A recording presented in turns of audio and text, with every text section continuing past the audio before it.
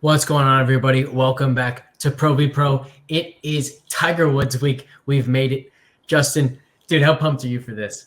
It's just so funny that one person can move the needle so much, even way past their prime, right? Like he's going to move the needle and he's 200 to 1.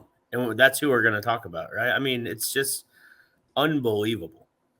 To the point where, like, we just had this weird weather finish this past week at the WM Open, and you could almost imagine a scenario where you have like guys on both sides of the golf course. So some going off 10, some going off number 1 to start the round.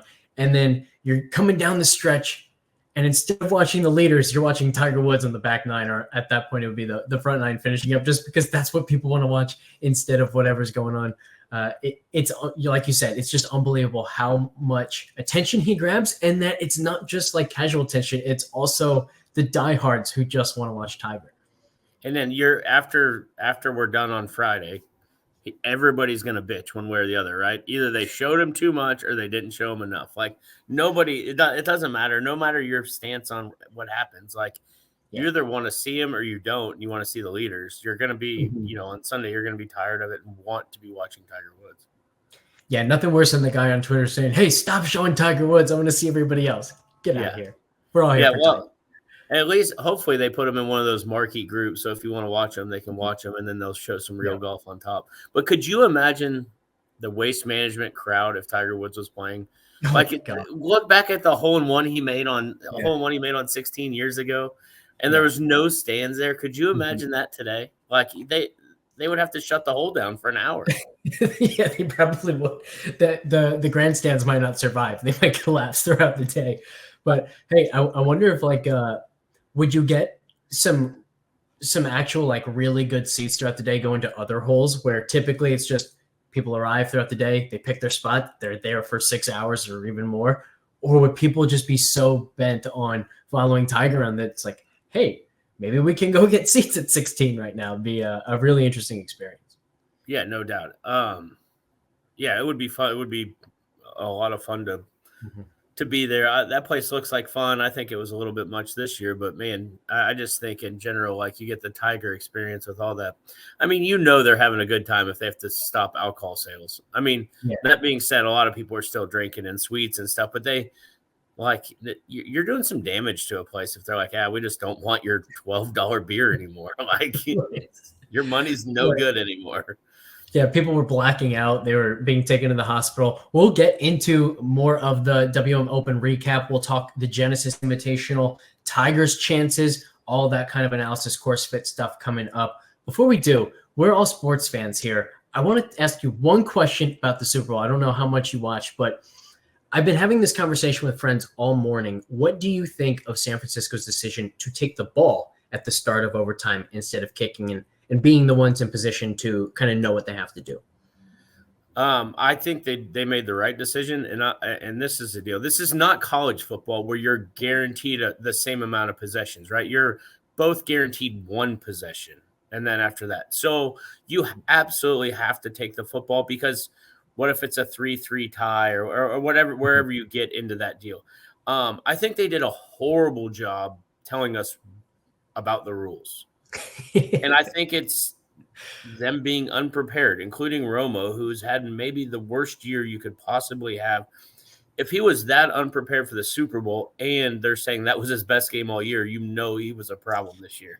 But yeah, I got the sense when he was telling us as like 30 seconds were on the clock, and he's like, oh, they don't need to be in a rush. It's just going to go to another quarter. I got the sense that like he had just learned that information 30 seconds prior.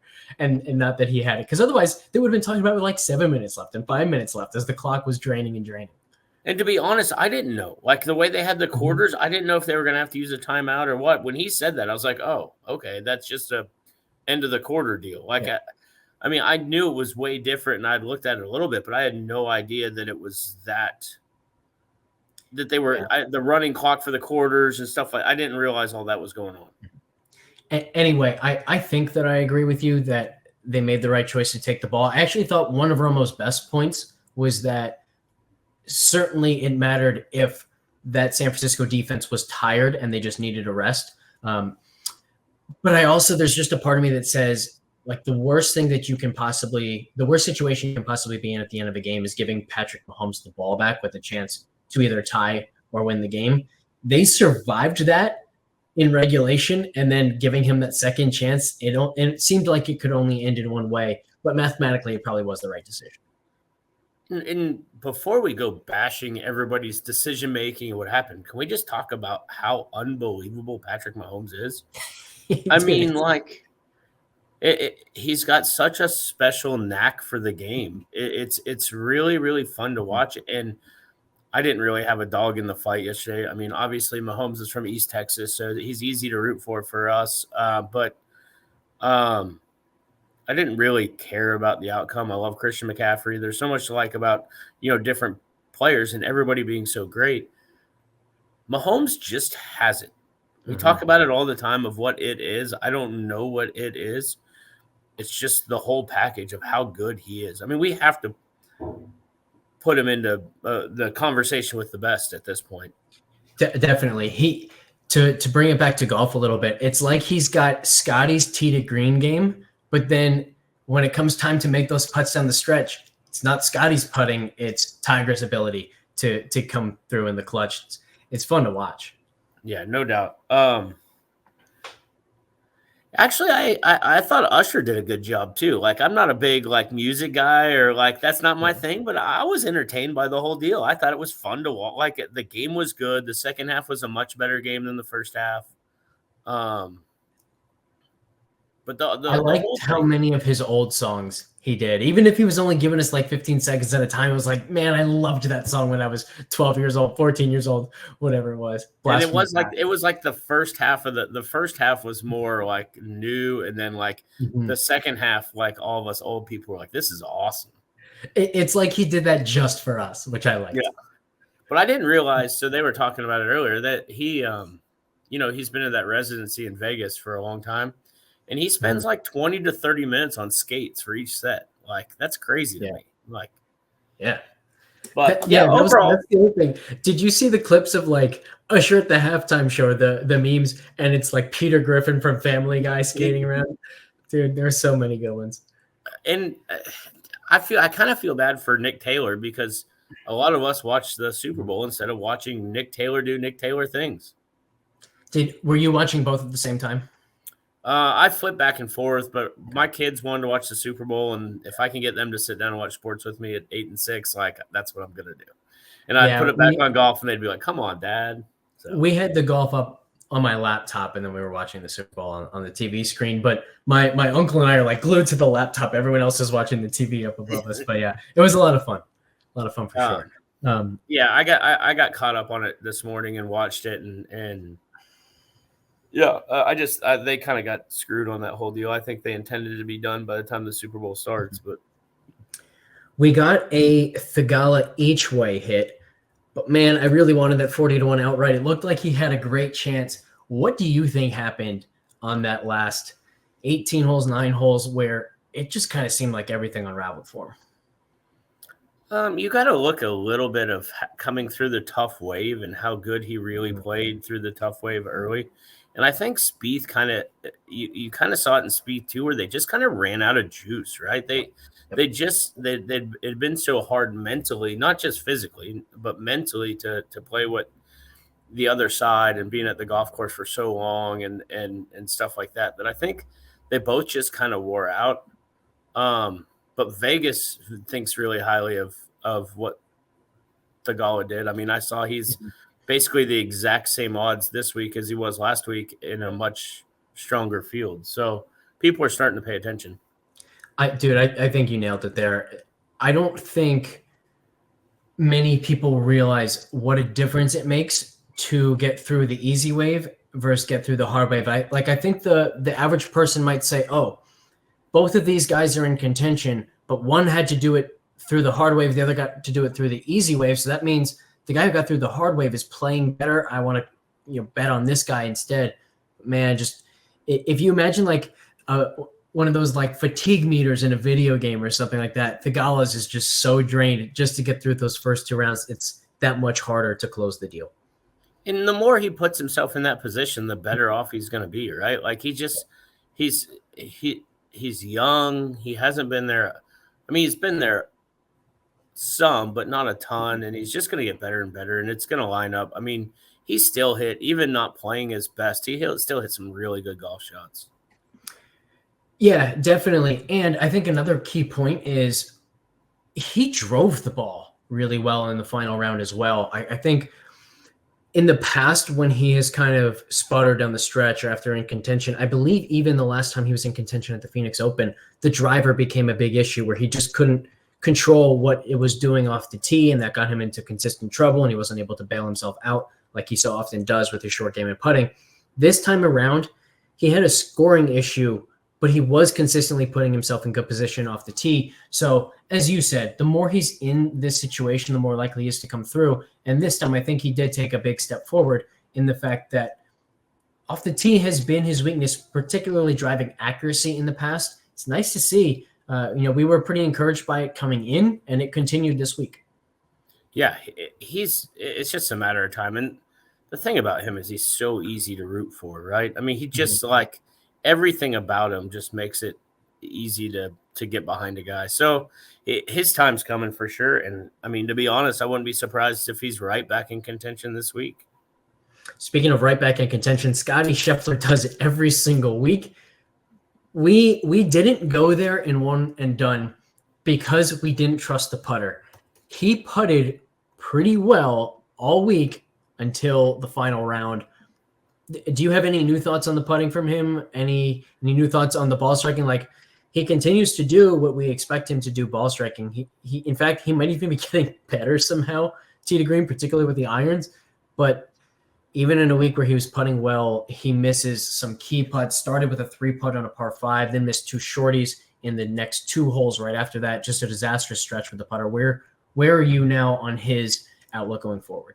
You just got to do something different at some point, right? Well, I don't care what it is. Just, don't quit going back to the exact same thing and doing everything exactly the same. Let's, try something different. I don't like. And of course, we don't know. He might be doing that, which could be even worse, right? Like if he's trying 100 different things and he's still not finding a solution. I don't know. It's tough. I don't see it changing anytime soon, which is the big key for me. Yeah, it sure didn't look well. I say that. I mean, he knocked a couple of like 10, 12, 15 footers and just poured them in there for a while. And I was like, wow. I mean, what did he make? Like 5 in a row at one point, and like 8 and 12 holes or something stupid. Like, and he wasn't just hitting it in the leather, knocking it on par 5s. He was hitting good shots and making, outside of gimme putts that looked really good. The good speed, good everything. So I don't know. There's got to be a mental deal of maybe when he missed the one with the 3-putt, and then it just kind of boiled into a couple more. And he's so damn good tee to green, though. It's absolutely crazy. Like, just I don't even know how you put words on it. I'm looking through his like individual per shot strokes gained from this 4th round. The iron play is just hilarious. He's gaining like a quarter of a stroke per shot on most of these. And it's not like he's getting one and then losing. It's like every single shot, plus 0.39, plus 0.26, 0.23, 0.28, 0.36. It just goes on and on. It's just unbelievably consistent and good. Yeah, no doubt. Speaking of which, I know you had another huge week in DFS. Was it built around Scottie Scheffler, or was it built, more in the median stuff? Yeah, I did use Scottie. I've like fallen in love with the new GPP scores that we have, and for anyone who hasn't seen them, like I know we have a bunch of subscribers listening, but I'm sure there are also plenty of people who haven't even heard of the GPP scores. What we started to do is compare a player's top 5 odds to their projected ownership, and the thing that I love about this is, number one, they're kind of already on the same scale, but then they're also like on a very similar scale as missed cut odds, where all 3 numbers are relatively similar. So Justin Thomas was a really good example. I think we had his chances of a top 5 finish at like 15%. His chances of a missed cut were just under 25%, and he was around 30% projected ownership. So you got a guy who's more likely to miss the cut than give you a ceiling outcome. and he's somebody that you can leverage the field by fading. It just made it a pretty easy answer. On the flip side, we had Scheffler at like 35%, maybe even higher for actually, I think it was higher. I think it was like 45% for a top 5 finish. And then we had him at like 9% for a missed cut. So you're so less likely to benefit from fading Scheffler than you were JT. And then throughout the entire field, I think the 2 highest GPP scores other than Scheffler were Adam Scott and Sahith Theegala. Obviously, they both finished in the top 10 at fairly low ownership. So it was just a really solid week again from the GPP scores, and I'm so in love with the way with that metric just kind of guides us. It really points to the guys who are under-owned, and just as importantly, the guys who are over-owned that you might gain on the field by fading. Yeah, and it all makes sense, right? Too, like it's not we're not talking about something that's so analytical that is hard to comprehend. Like it's way more common sense than like you look at some of these numbers, and I'm sure people are just like, "Whoa, what is this?" and get kind of overwhelmed. This is a pretty easy correlation to understand. Yeah. Well, not only that, but it's just like it's an easy scale, right? So like the typical play is going to be around 0. Scottie was at 19.1, Adam Scott 27.6, Justin Thomas -22. It's a pretty easy thing to see. Oh, the highest positive number, good. The lowest negative number, bad. Okay, easy. Yeah, for sure. Yeah. And yes, it was a second straight really good DFS week. Hopefully we can continue that. I won a ticket to a 555 contest. Second straight week, I would finish second for a $4,444 ticket. So that would have been a really, really fun one to hit, but hopefully soon. And, I think it's been a really fun early season so far anyway. Just loving the models, loving everything we got going on at FTN. Yeah, so let's circle back into this week and talk about Tiger Woods this week and what's your thoughts on him and what's he going to do? And, I mean, I saw his price, 6,500 on DraftKings. There's got to be a lot of people reaching down there to click that button pretty fast, right? Yeah. So the first interesting thing is the course fit model this week. We've had a number of weeks in a row where it's almost like at least 4 of the 5 categories, driving distance, driving accuracy, approach play, short games, and putting, have all been like a little bit more predictive than usual. This week, we have driving distance 33% more predictive than usual. Every other category is ever so slightly negative. So distance is the only one that matters more often than usual, but all of them do matter this week.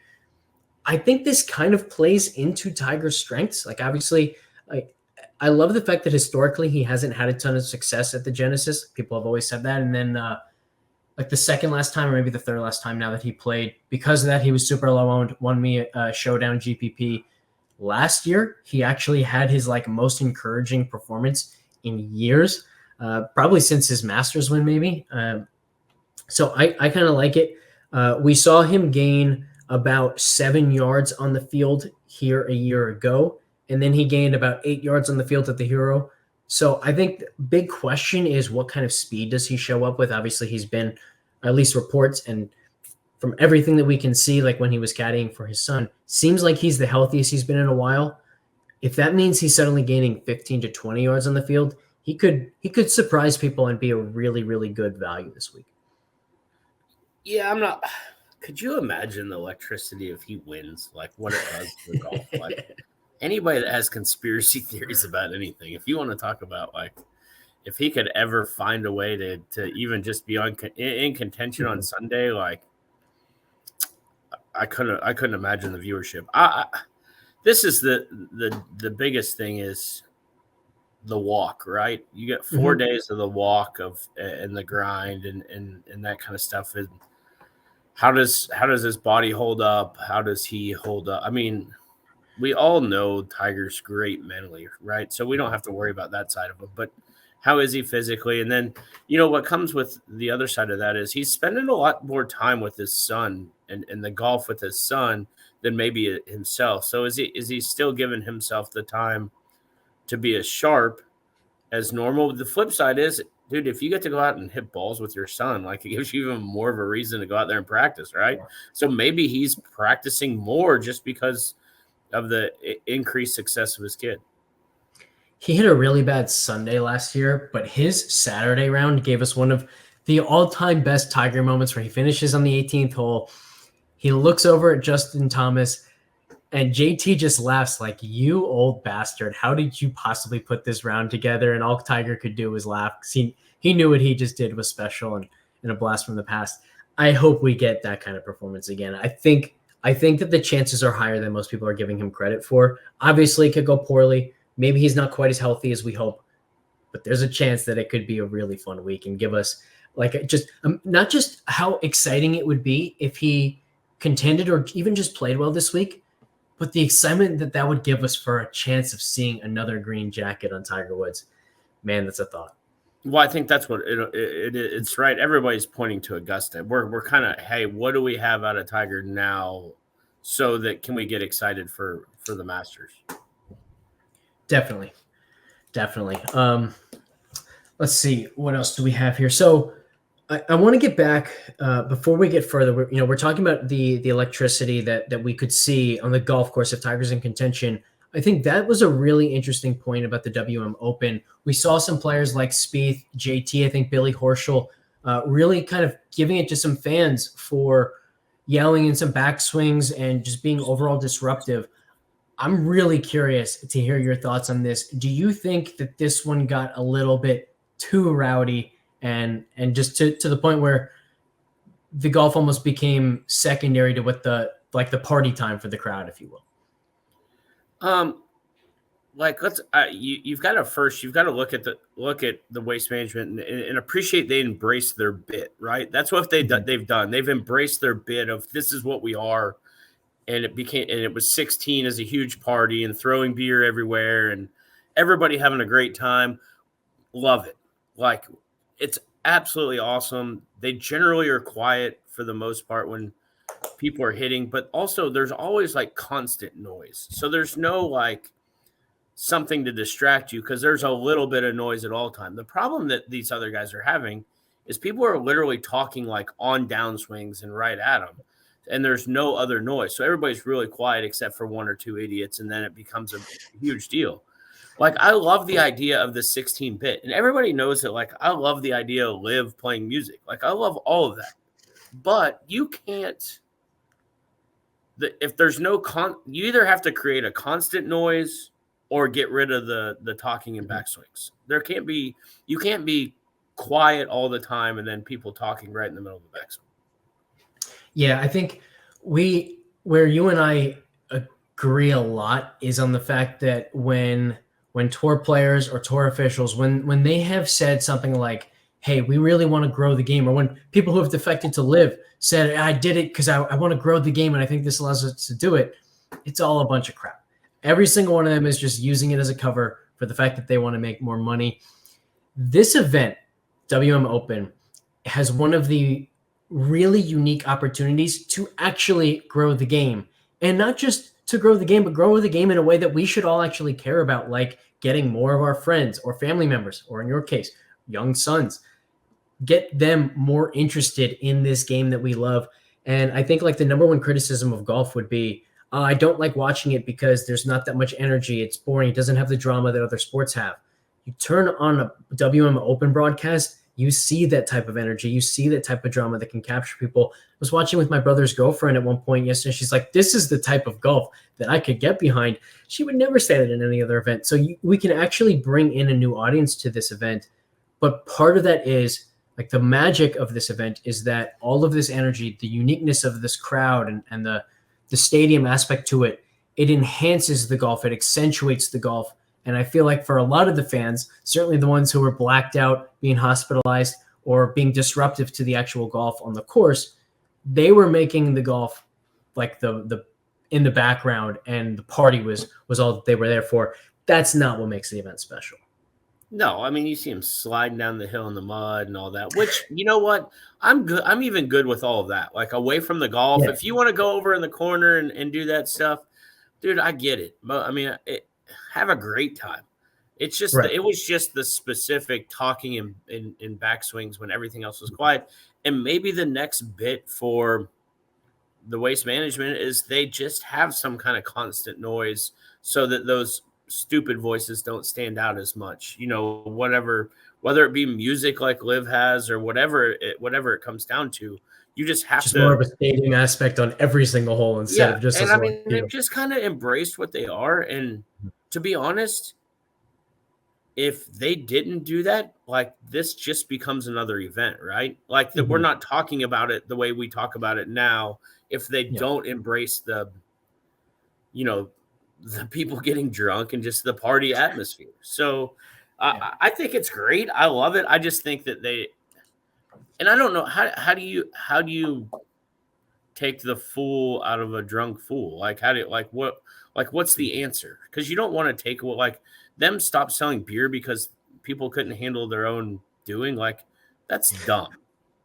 So I mean, like I said before, it's like here, I don't want your $12. I don't want your $12 for this 45-cent beer. I'm gonna, instead stop selling. Like that's not the answer either, because now you're hurting people that are out there drinking beer just to have a good time, that are gonna Uber home and are gonna do nothing wrong.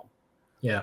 I almost think they had to do that though, because there were so many people blacked out that like needed to be brought to a hospital. It's like, we've already brought everyone to a hospital. We can't bring any more people. So they kind of had to do it. But to your point, it's like, that means that everybody who did drink too much and did get out of control, they ruined it for everybody else who was just there, wanted to have, yet another beer at the end of the day. But man, it's an interesting discussion, because like we certainly don't want to alienate this group of newcomer, like not quite golf fans, but maybe could be convinced into a golf fan. At the same time, you got to preserve the golf tournament and not just ruin it. Yeah, I mean, these guys are showing up in banana costumes. And did you see the best one of the guy dressed as a cactus in the background, double fisting it? Like, that was come phenomenal. on, dude! Like, phenomenal. How and good, and the Minwoo Lee fans who are just following him, chanting "Let him cook," dressed in like chef hats. That's all great. And like, to the point here, none of those guys were at all hindering the golf tournament. They were all just adding to it. It's as you said, like it's the select few that were yelling and backswings, things of that nature, that were just kind of taking it a little too far. Yeah, and you're not going to get people dressed up doing that stuff at a Pebble Beach or that it's just not happening other places. And so I think it's really cool that they have that party scene and they have to do. But like Billy Horschel's rant was fine. Like he said it exactly right. Like, we're out here trying to make a living. Like, don't just yell in the middle of our golf swing. Like that's not the answer. And not just that, but like, do you have a moment when you were growing up that you remember, like golf becoming something, instead of just something that you enjoyed playing every now and then or watching every now and then, but becoming something that you actually loved and wanted to do? I mean, I definitely remember the process of it. It was definitely a process for me, but yeah, I mean, there's definitely a point to it. For me, it was the 2008 US Open, round 3.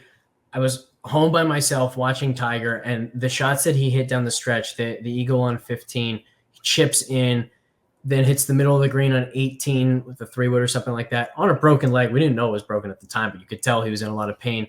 Drains the long one to take the lead. It's like, that's what we love. Every single person who loves to watch golf loves witnessing that level of greatness. If you're yelling in Spieth's backswing, you can't see him hit this like disgusting spinner up to a foot that everyone would absolutely love to see. So there's an aspect to it there too, that like you're not just being disrespectful and hurting this one guy's play while they're out there trying to make a living, but everyone is there to witness greatness, and you're just not letting them do that. And that's the great thing about golf is you could be, I think I made fun of somebody on Twitter. It's like, here's a guy 6 over and then he hits it to 1 inch. What do you know? Right. JB Holmes, I think, is who they like hadn't showed him.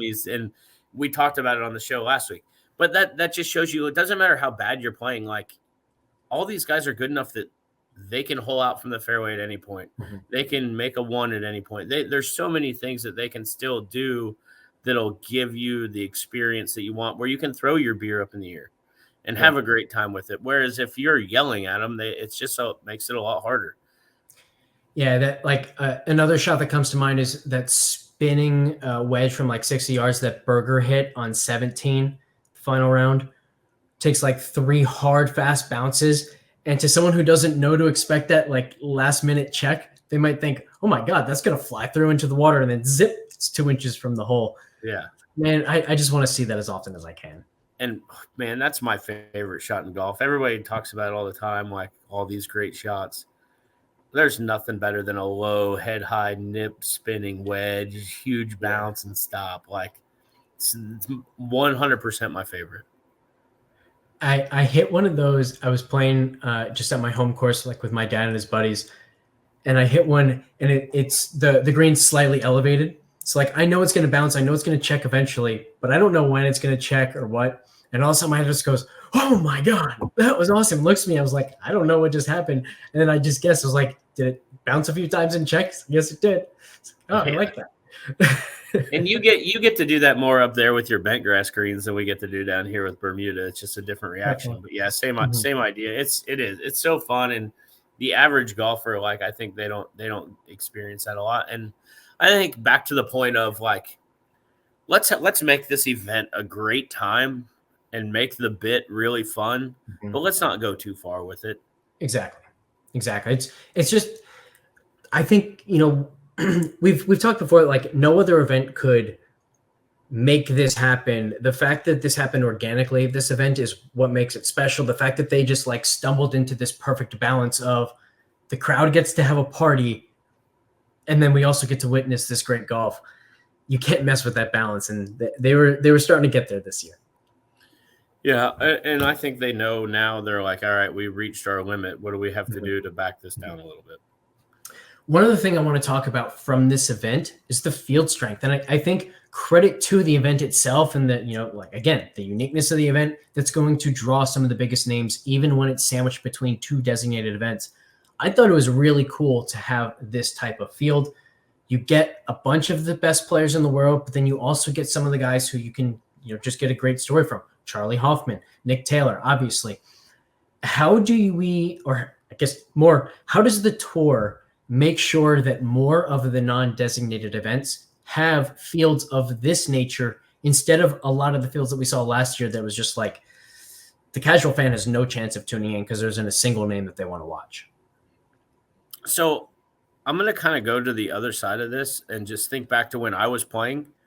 I often made my schedule 3 weeks at a time. So like I love the 3 week or 4 week on, week or two off. Like that was just that's just the way I lived, right? So I think having the non-signature event between the two actually kind of helps it, because a guy like Scheffler, a guy like Siwoo, a lot of these guys that just want to play 3 weeks in a row, it allows them to play the non-designated event in between the two and not go home. I think the ones that you're going to struggle to see the fields are going to be the very isolated ones. Yeah, I think that's right. And I think it's also a little bit dependent on just like, not just the time of the year in terms of when the other events nearby are, but what are you prepping for? Like, I think a lot of guys are playing as much as they can now because they want to make sure their game is as good as it can possibly be come Masters. But in July, in August, you might not feel like you need to do much prep work. You might feel like you know exactly where your game's at. It's where you want it to be. You're going to be a little bit less likely to pick up those peripheral events. So I agree with you. I'm not sure there's a ton that they can do, but I would like to see an effort because I want to see more events like this where it's just an interesting, different field and a nice mix of the best players and some good stories.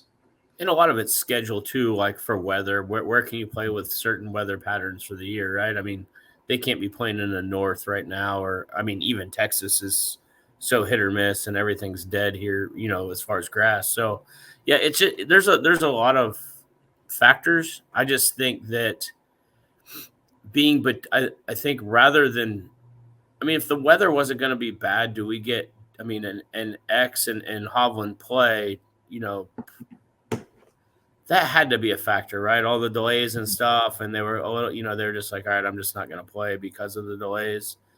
I mean, if you keep those two in the field, like I mean, you can't ask for much better.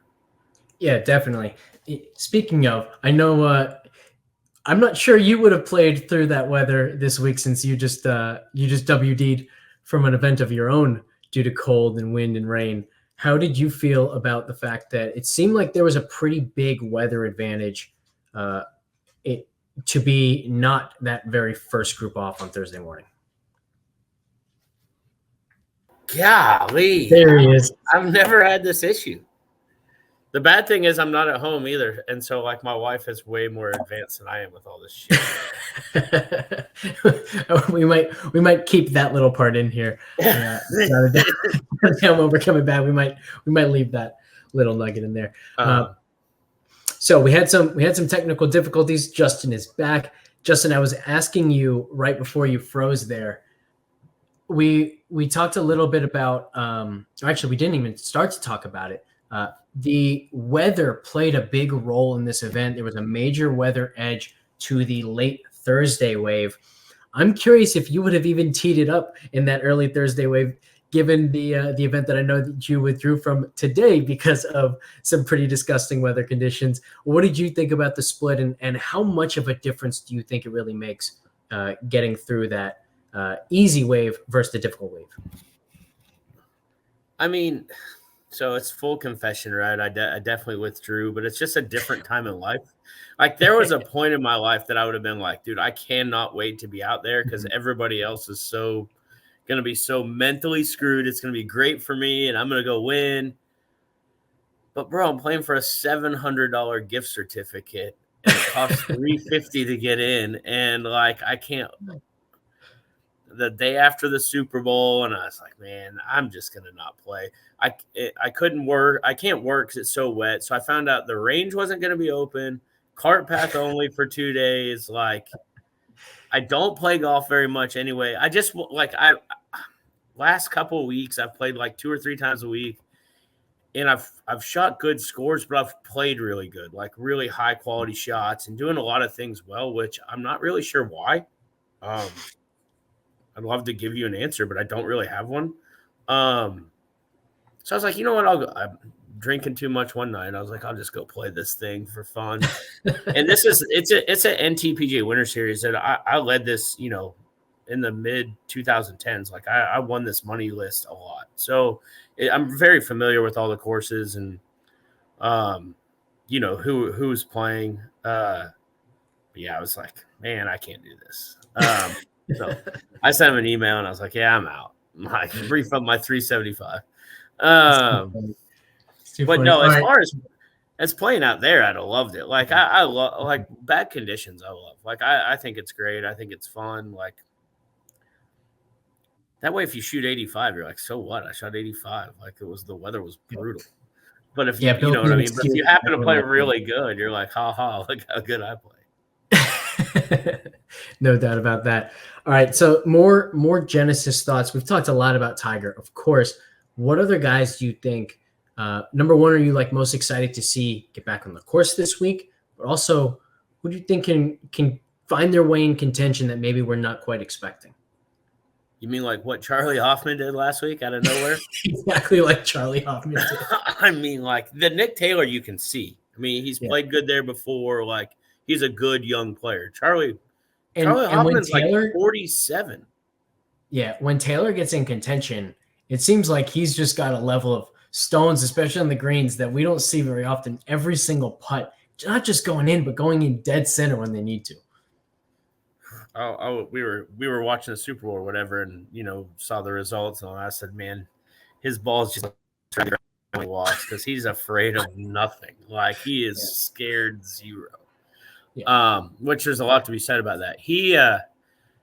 Hoffman playing with that kind of speed is crazy. Like how hard he's swinging the golf club right now with the driver, and coming out of nowhere, to play that good, is pretty impressive. How do you get that much longer as you get older?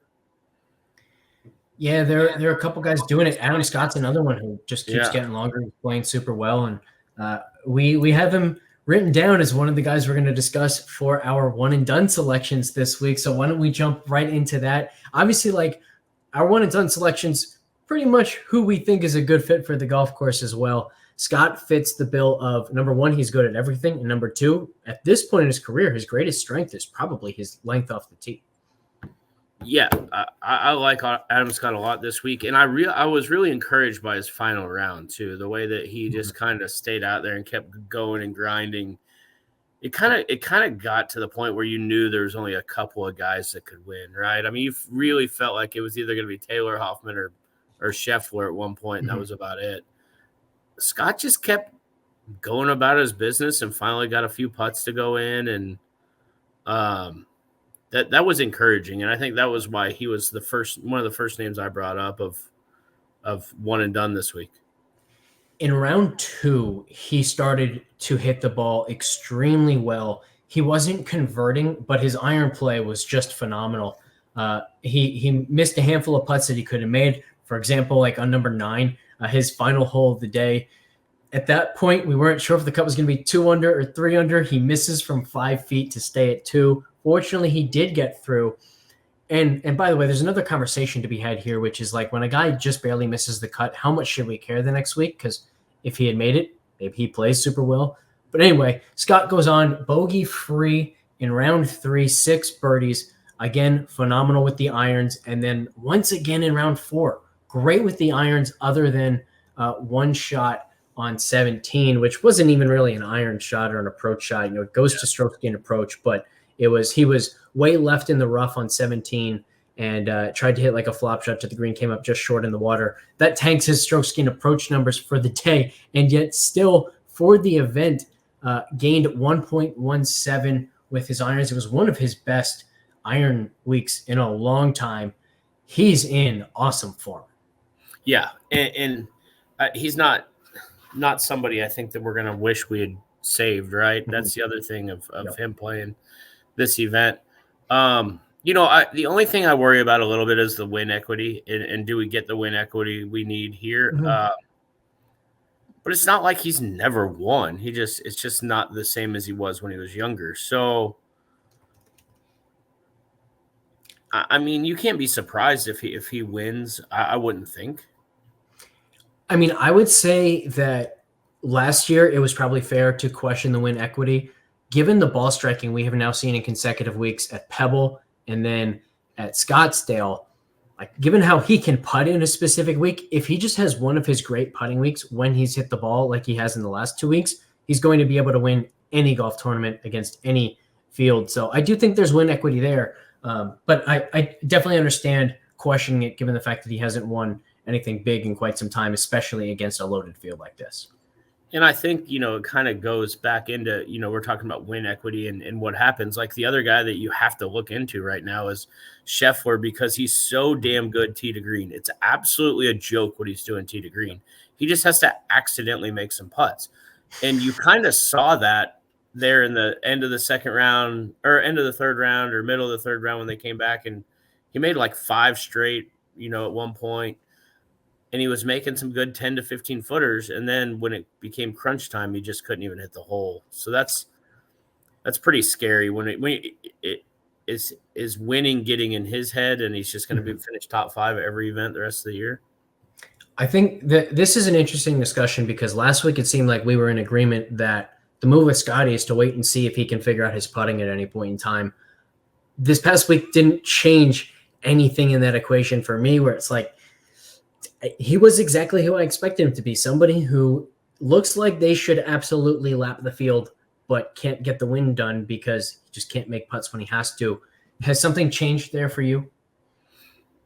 I don't know about changed. I just think like his tee to green game is so good. It almost is comical to me. So you like this, the side of me is just like, it surely just can't continue. Or he's just accidentally going to make a lot of putts.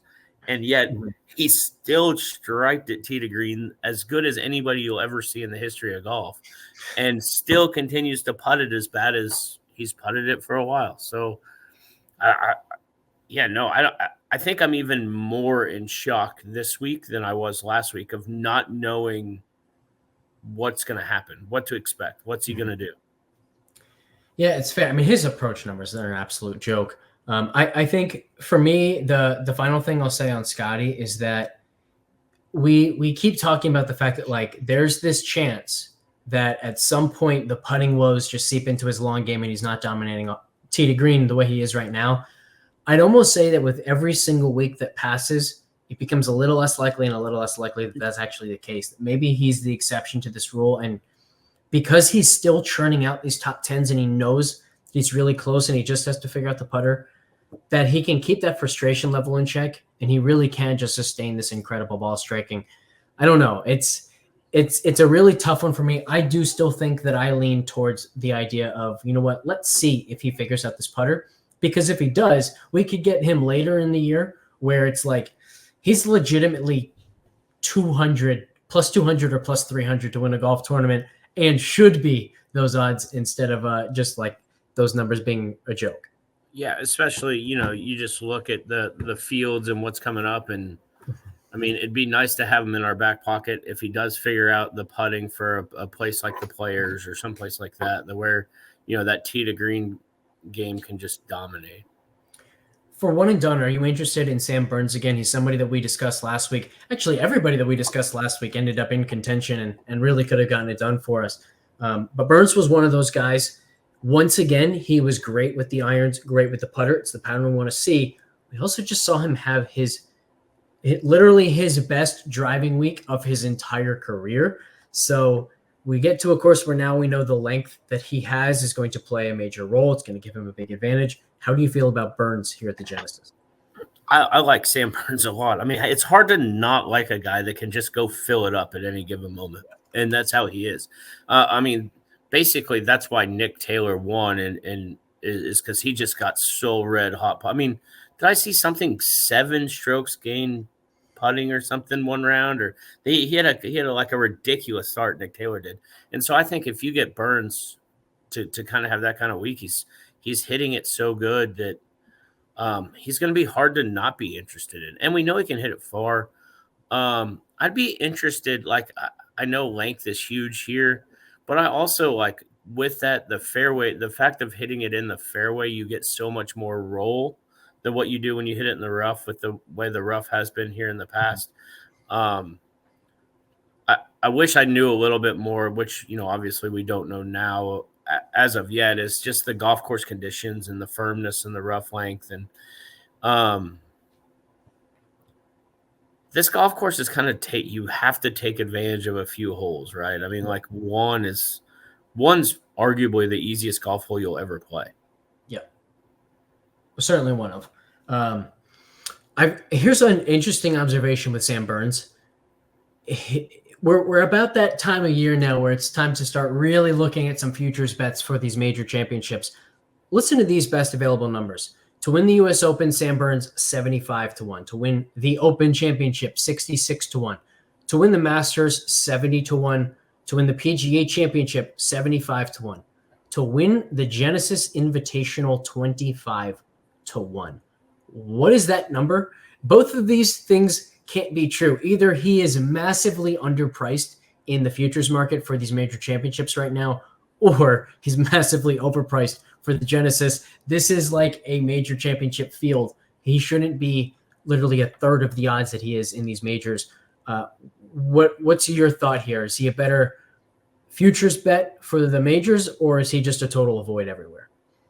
I mean, if you put $50 for him to win on all 4 of those, you're going to get a sweat one of the 4. Like one of those 4, he's going to be in contention.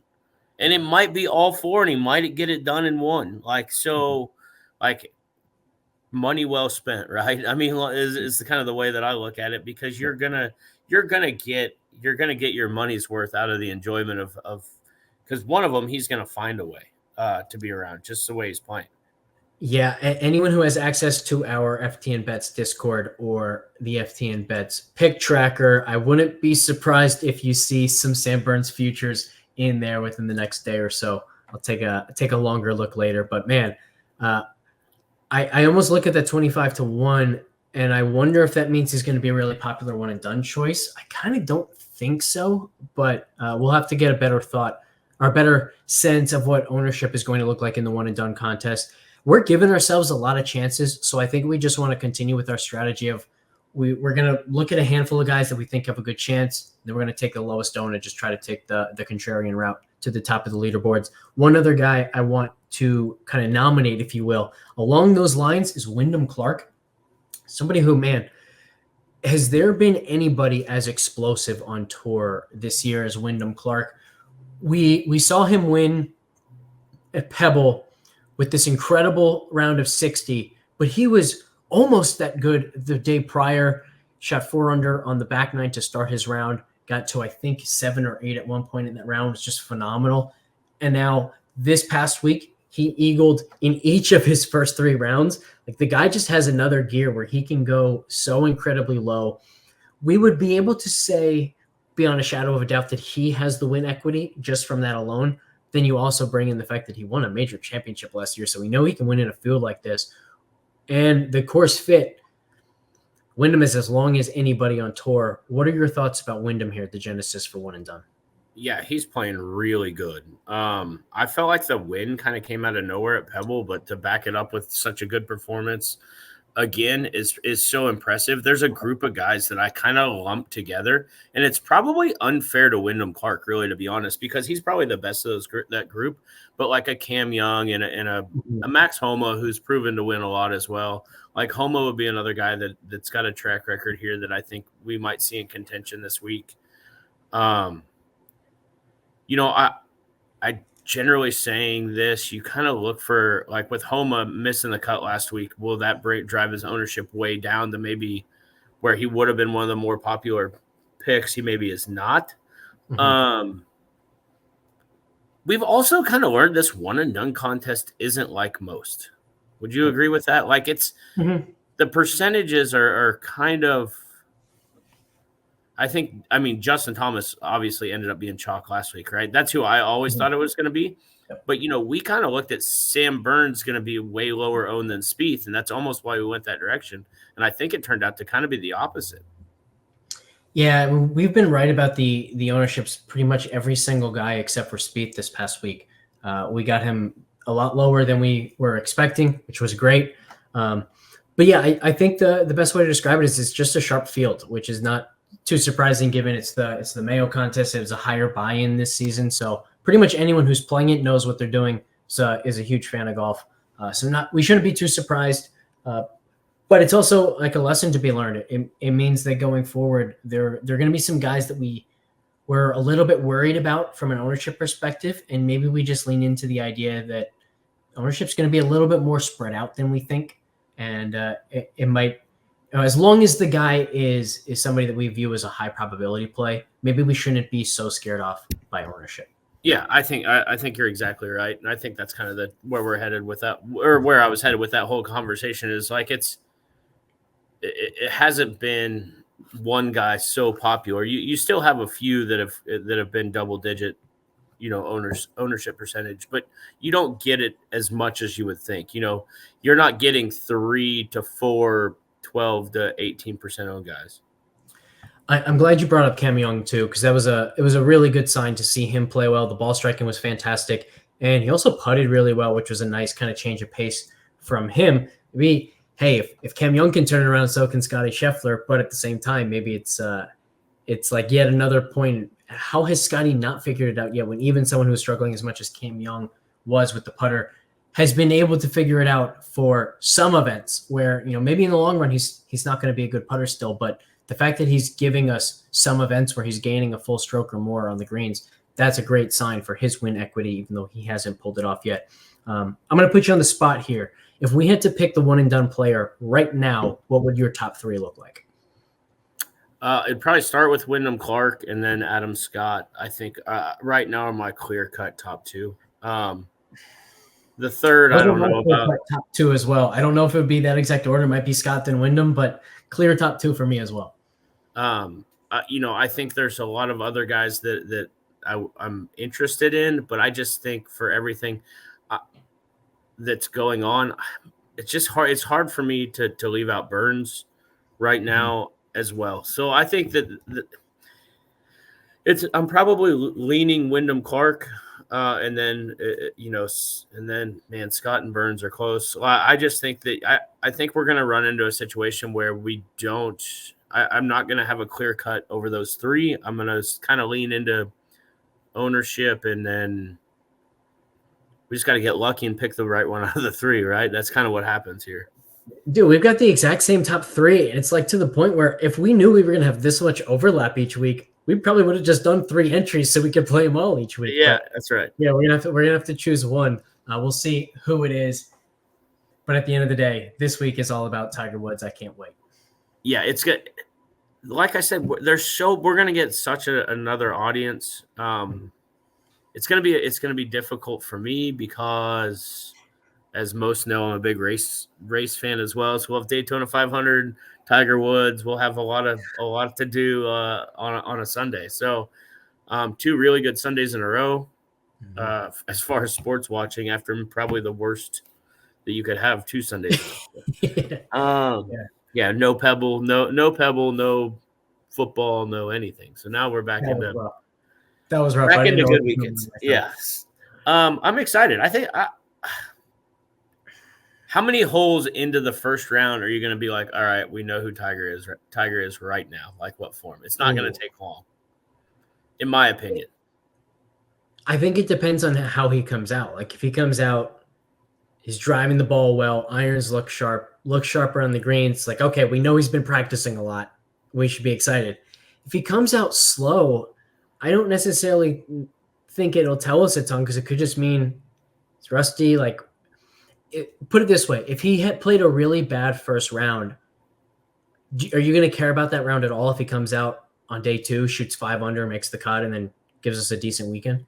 I mean, I don't know. Maybe it's gonna come down to how, like, say he shoots 75 the first round. It's gonna be how he shoots 75, right? Let's say he plays pretty good and hits a couple of disaster shots, and then I'm like, couple of disaster shots under the gun for the first time in a while. No big deal. Played really good the second round. But the other side of that is, if he hits 4 greens in regulation the first day and shoots even par because he gets it up and down from everywhere, are you going to be very excited about watching him the next day? Because I'm not, because it's not sustainable golf, right? Good point. Very good point. I think that's going to do it for us on this show. Can't wait to watch some Tiger. Can't wait to watch all of the Genesis. Riviera is just an awesome golf course. It's so fun to watch all around. Thank you, everybody, for tuning in. We will catch you next time.